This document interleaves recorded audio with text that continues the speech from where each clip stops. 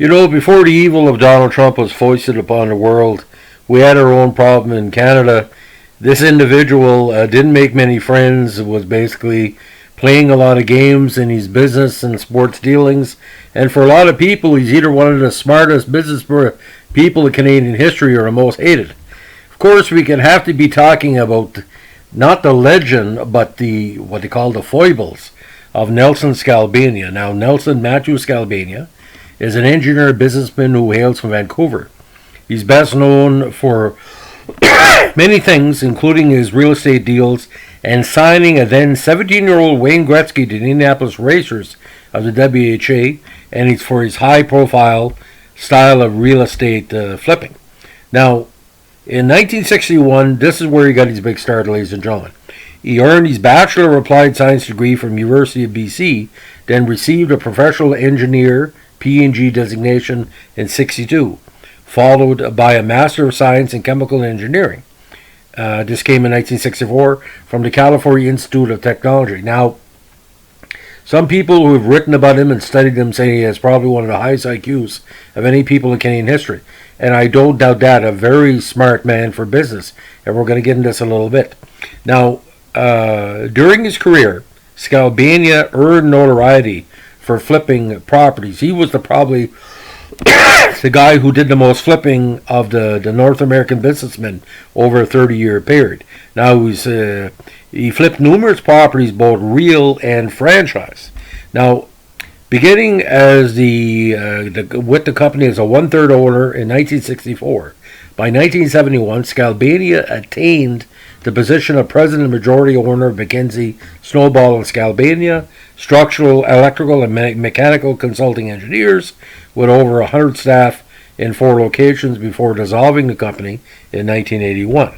Now, his bankruptcy issues began in 1982 when news agency UPI, on December 8th of that year, reported that Skalbania, who had publicly vowed during the previous month to never file for bankruptcy, had announced on Vancouver station CKNW that he had in fact filed for personal bankruptcy. A week later, he submitted an unprecedented proposal under the Bankruptcy Act that called for his 125 unsecured creditors to allow him 5 years to repay $30.3 million in debts. Now, on January 13, 1983, 120 of Skalbania's 125 creditors accepted his proposal. Now, however, in April 1989, Maclean's, Canada's top magazine, reported that most received nothing, and now Skalbania has no further legal obligation to repay the debt. While in 1981, he had earned millions of prime Vancouver real estate and says that he plans to close deals totaling at least $200 million in April. Sound familiar? Let's move on. Now, in the real estate game, Skalbania's 1970s real estate flipping, which was most known for, were reflected by at least 1,000 transactions yearly, valued at close to US $500 million on a yearly basis. They included 31 Eaton stores across Canada, purchased across the 1970s when Eaton's was a bigger retailer than DeBay at the time. He bought and resold multiple properties from Genstar Development Company over 3 years.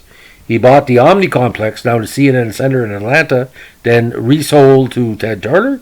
He also purchased Circus World in Orlando from Mattel, then quickly sold it to the owners of SeaWorld. He bought Opera Square in San Francisco and the Watergate Apartments in Oakland.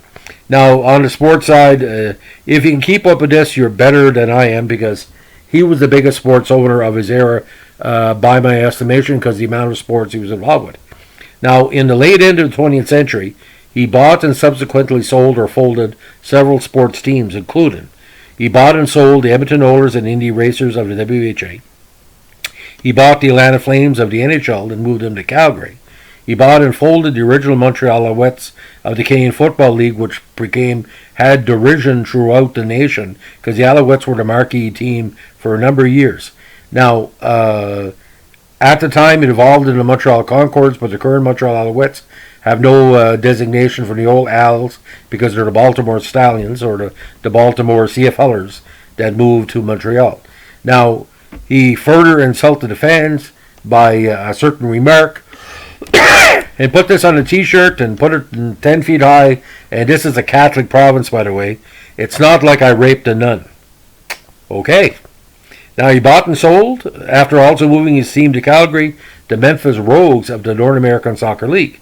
He bought and sold the popular Vancouver Canadians Class AAA baseball team, and he also bought the BC Lions of the CFL in '96, but was forced into receivership. Now, Skalbania was also made an unsuccessful bid to purchase the Seattle Mariners of Major League Baseball, and the team was eventually sold to George Argus. Now, in '94, Skalbania Incorporated Taurus Enterprises Incorporated, and on January 5th, '94, and reincorporated Nevada on August 20th, '96 as Salvage World. Now, on December 17, '97, then effecting a plan of reorganization and merger of Salvage World into Solar Energy Limited, a private Delaware corporation, he changed the company name and moved his headquarters from Nevada to Delaware, while also acquiring Hydroair Technologies, initially as a wholly owned subsidiary. Now, on August 10, 2005, the company acquired Plantos Incorporated from Russ George, and August 18, 2005, the company also acquired D2 Fusion Incorporated from Russ George, each operated as a wholly owned subsidiary. Now, in 2007, Skalbania was CEO of Regal RV Resorts, a major shareholder in Plancos Incorporated and DT Fusion Incorporated. Subsidiaries focus on renewable energy resources, including coal fusion, with a facility in Los Alamos, New Mexico.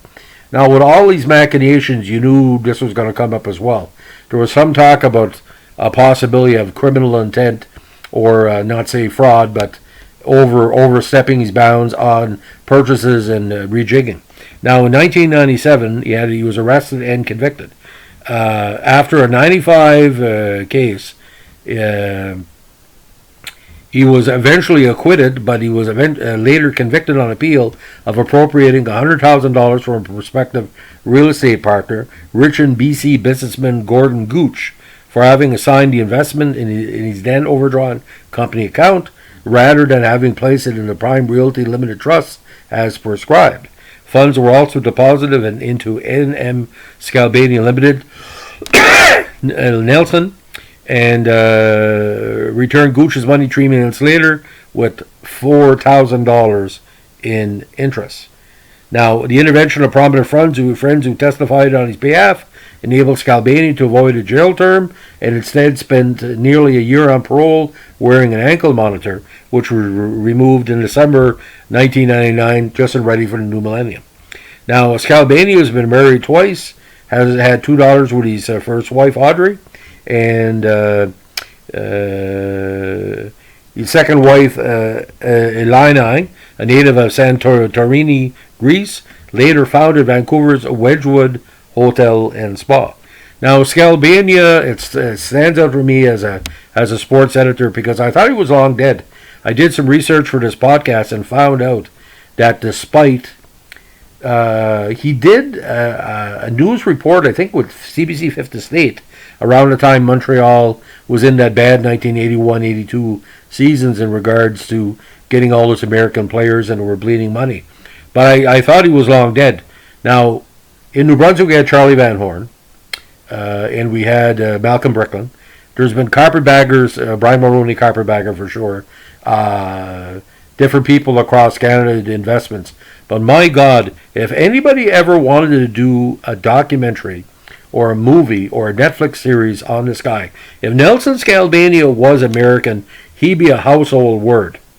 Like that other fucking idiot, that cunt Donald Trump. I'm calling Donald Trump a cunt. In the North Shore of New Brunswick, someone who acts like him is called a cunt. That has nothing to do anything with sexuality, with someone who's a bought deal. Now, Nelson Skalbania knows about bought deals. John Bennett, that other carpetbagger, had to cover in that boondoggle in Beldoon, and Donald Trump and other people like him.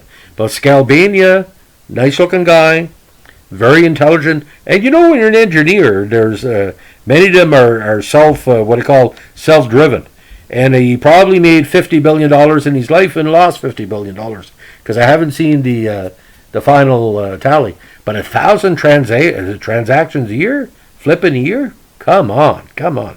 Anyway, if anybody's listening to this is a Trump supporter and you're offended what I said, too bad. I've been covering the Orange Devil for 38 years. I know what's going on. That guy has been a crook as long as I know him, including his first wife and his connections. If you don't like it, bring it up with YouTube.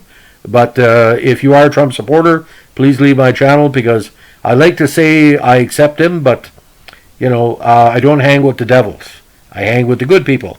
And I am me, he is he, and there's us and there's them, and he's them.